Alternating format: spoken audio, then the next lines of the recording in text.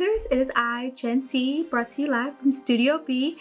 I am currently doing the History Corner. And so this week we're going to talk about Seneca Village. So what is Seneca Village, you may ask? Well, Seneca Village was a predominantly African American community that was located in the heart of New York. And it kind of got lost in obscurity. Not too many people know about Seneca Village. It's been more and more brought up as the archaeologists and conservationists have been uncovering its location and also what was there.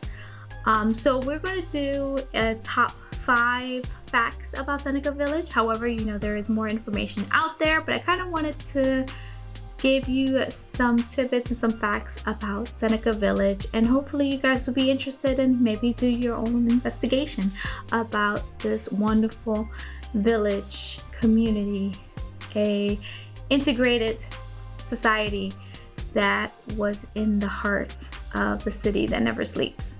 So let's roll into the top 5.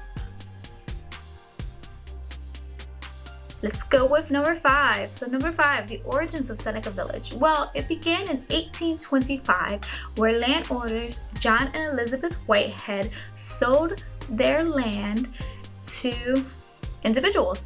So they had about 200 lots of land where they sold it to individuals at pretty reasonable prices for its time.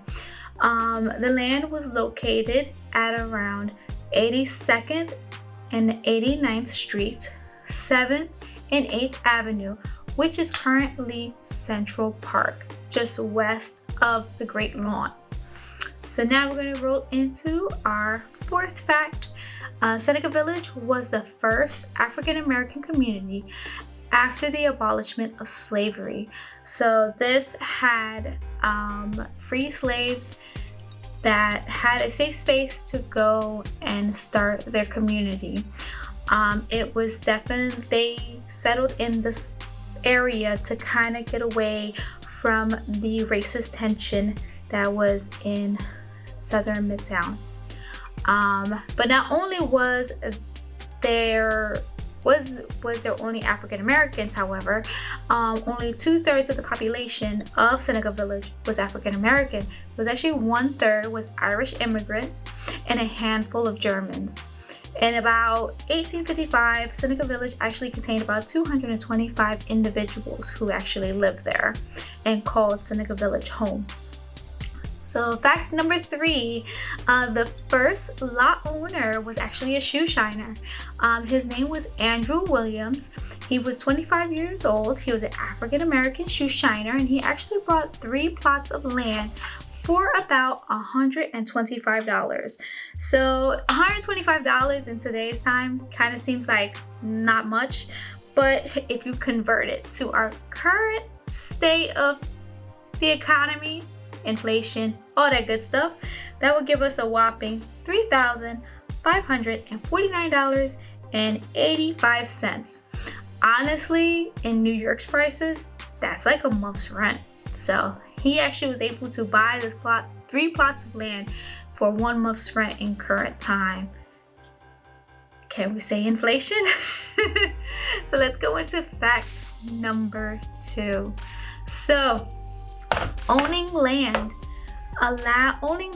in Seneca Village actually allowed African Americans men to vote. So that was very critical, especially in this current time frame. In the state of New York, you were allowed to vote as long as you actually owned your land. So this allowed African American families to have ownership of land, have their own property, and also have a voice in the voting system. And then our last fact, we're at number 1, is due to eminent domain, the village fell apart. So because of the rise of the ideas for Central Park, Seneca Village was taken over. And it was due to eminent domain. I didn't know what eminent domain was until I did this research for Seneca Village. So eminent domain is referred as a process by which the government seizes private property with proper compensation. So that's supposed to be the critical part. They're supposed to be compensated for the taking over the land. But it was without the owner's consent. So the property was taken over and they had to compensate the individuals who owned the land. But the land was taken and used and was being used for public usage. So they converted Seneca Village into what's now Central Park. Now, it's not all of Central Park, obviously, it's just a small area of Central Park. However, it did house quite a few families. It housed churches, it had its own little businesses, it had its niche in the community, and it allowed a safe space for African Americans, immigrants of all shades to live peacefully, and they lived peacefully together.